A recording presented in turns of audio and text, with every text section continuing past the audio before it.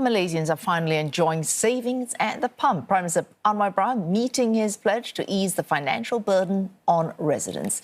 CNA senior correspondent Melissa Go reports from Kuala Lumpur. Known as Budi 95, the new petrol subsidy scheme entitles all Malaysians, regardless of income level, to 300 litres of petrol every month at RM1.99 per litre, about 47 US cents, making Malaysia the cheapest country in the region for petrol after Brunei. Now, the process is simple. Malaysians who are eligible only need to insert their identity card into the device here to receive the discount. Foreigners who are not entitled to subsidies will have to pay 24% more at RM2.60 per litre, or about 60 US cents. Now, even at that market price, it's still much cheaper than in neighbouring Indonesia, Thailand and the Philippines, where similar petrol costs about twice as much, while Singapore charges more than 4 times the price. Observers argued that the blanket subsidy for all Malaysians, regardless of income level, is not sustainable.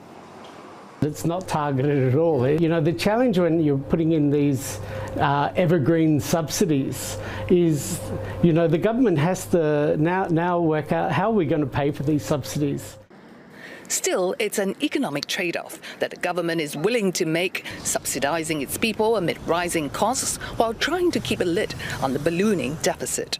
It sort of sits within that trade-off of fiscal savings and also managing that inflation optics. We've seen from government statements that it will save about 3 to 4 billion. At the same time, you're giving back about 6 cents per litre to Malaysian families. So, I mean, it sounds quite small, but you average that out, that turns out that's about 200 ringgit or so per month. Malaysians are not complaining. They say their petrol bills are already feeling lighter on their wallets. Kerajaan bagi ni dah memadai dah untuk saya, kan? Jadi buat apa saya nak bayar lebih kalau saya boleh dapat kurang, itu je lah. 平时我这样子的情况呢，我大概是要打50到55之间啦。今天我只需要40块就可以了。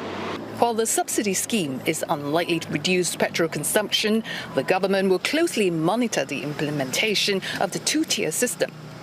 That's why the whole systems are designed to make it as simple as possible, as easy as possible, so that there are less disruption. But, of course, in the implementation phase, we will look at what are the loopholes. No system is perfect, we know that. But we are prepared to continue to monitor so that we can improve from time to time.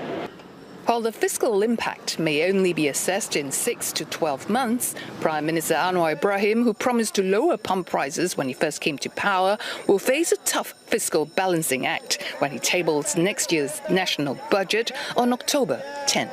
Melissa Go, CNA, Kuala Lumpur.